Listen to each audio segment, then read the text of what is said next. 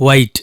ഒരേ മാസത്തിൽ പുറത്തിറങ്ങിയ മമ്മൂട്ടി എന്ന അതുല്യ നടന്റെ രണ്ടാമത്തെ സിനിമ എന്നതൊഴിച്ചാൽ വൈറ്റ് എന്ന ഉദയാനന്ദൻ ചിത്രത്തിന് വലിയ പ്രത്യേകതകളൊന്നുമില്ല. ലണ്ടൻ നഗരത്തിലെ അതിമനോഹരമായ കാഴ്ചകൾ, ത്രസിപ്പിക്കുന്ന പശ്ചാത്തല സംഗീതം, മമ്മൂട്ടിയുടെയും ഹുമാ ഖുറേഷിയുടെയും സ്റ്റൈലിഷ് ലുക്ക് എന്നിവയാണ് വൈറ്റിനെ സിനിമയാക്കുന്നത്. ലണ്ടൻ നഗരത്തിൽ നടക്കുന്ന പ്രണയത്തെയും നഷ്ടപ്രണയത്തെയും അടിസ്ഥാനപ്പെടുത്തി കഥ പറയുന്ന ചിത്രത്തിന് സർപ്രൈസ് എലമെന്റ്സുകൾ ഉണ്ടായിരുന്നെങ്കിലും സിനിമയുടെ ഒഴുക്കിന് വേഗം കൂടിയപ്പോൾ കഥ എവിടെയോ തങ്ങി നിൽക്കുകയായിരുന്നു. ബ്രിട്ടനിലെ പ്രാചീന സ്ഥലങ്ങൾ, കെട്ടിടങ്ങൾ എന്നിവയാൽ സന്തുഷ്ടമാണ് സിനിമയുടെ വിഷ്വലുകൾ. ഏറിയ പങ്കും ഷൂട്ട് ബ്രിട്ടനിലായിരുന്നുവെങ്കിലും ആദ്യത്തെയും അവസാനത്തെയും ചില സീനുകൾ ബാംഗ്ലൂരിലും കേരളത്തിലുമായി ഷൂട്ട് ചെയ്തിട്ടുണ്ട്. റോഷ്നി മേനോൻ എന്ന DCSൽ ജോലി ചെയ്യുന്ന സോഫ്റ്റ്വെയർ ഡെവലപ്പർ ഓവർസീസ് അസൈൻമെന്റിന്റെ ഭാഗമായി ലണ്ടൻ നഗരത്തിലെത്തുകയും അവിടെ വെച്ച് പ്രകാശ് റോയ് എന്ന ബിസിനസ്സുകാരനെ കണ്ടുമുട്ടുന്നതും പ്രണയത്തിലാവുന്നതുമാണ് കഥ.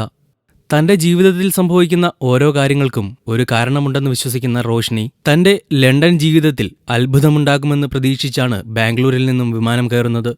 തന്റെ ജീവിതത്തിൽ സംഭവിച്ച ഒരു ദുരന്തത്തിന്റെ ഞെട്ടലിൽ നിന്ന് കരകയറിയിട്ടില്ലാത്ത പ്രകാശ് റോയിയുടെ ജീവിത നടത്തം വ്യത്യസ്തമായ പാതകളിലൂടെയാണ്. നമുക്ക് ജീവിതത്തിൽ സംഭവിച്ചതെല്ലാം വീണ്ടും വീണ്ടും ആവർത്തിക്കാം, അങ്ങനെ നമുക്ക് ജീവിതം ആസ്വദിക്കാമെന്ന സിദ്ധാന്തമാണ് പ്രകാശ് റോയ് മുന്നോട്ട് വെക്കുന്നത്. സിനിമ പറയാൻ ഉദ്ദേശിക്കുന്ന പ്രണയകഥ വളരെ ലളിതവും തെളിമയുമുള്ളതാണ്. പക്ഷേ പ്രവീൺ ബാലചന്ദ്രൻ, നന്ദിനി വത്സൻ, ഉദയാനന്ദൻ എന്നിവർ ചേർന്ന് തിരക്കഥ എഴുതി വന്നപ്പോൾ പല ഏടുകളും നഷ്ടപ്പെട്ടു. സിനിമയുടെ തുടക്കത്തിൽ സംഭവിക്കുന്ന കുറെ സന്ദർഭങ്ങൾ ക്ലൈമാക്സിലേക്കുള്ള ലിങ്കുകളായിട്ടാണ് തിരക്കഥ എഴുതിയുണ്ടാക്കിയിരിക്കുന്നതെങ്കിലും അത് അവതരിപ്പിച്ചിരിക്കുന്ന രീതി സംതൃപ്തി നൽകുന്നതല്ല.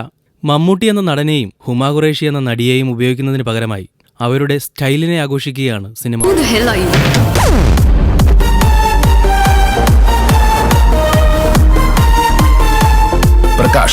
പ്രകാശ് റോയ്.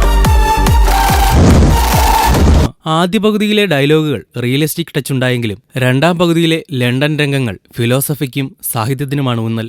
പ്രകാശ് റോയിയുടെ ജീവിതത്തിലെ ദുരന്തവുമായി ഒത്തുപോകുന്നതാണ് ഈ ഫിലോസഫികളെല്ലാം തന്നെ.